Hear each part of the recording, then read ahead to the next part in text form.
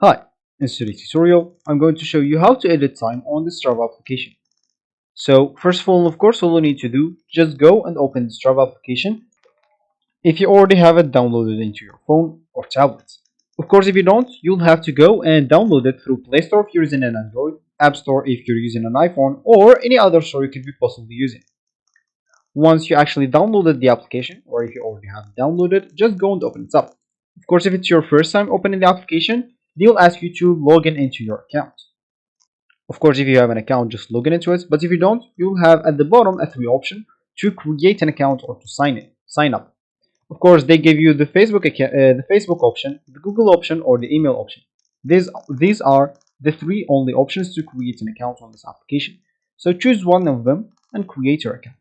And of course, once you created or logged in into your account, you'll find yourself here at this homepage or this main screen. And as we said in the beginning of the video, we would like to edit time on the Strava application. So of course, if you want to do that, we would like just to go to a previous post as an example. And as you can see, this post, I have 1 hour, which is the time of this post. I'm just going to click on this post once. Once I click on it, this should appear to me. And now I'm just going to click at the three dots at the top right corner, then click at Edit Activity.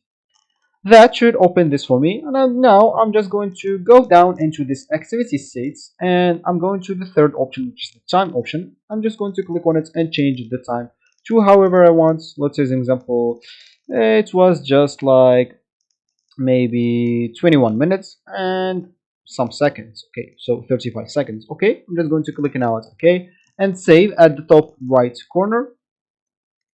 And as you can see, now if I go back, the time has been changed into 21 minutes and 35 seconds. And that's will be actually for this tutorial. I hope you like it. Thank you guys for watching and goodbye.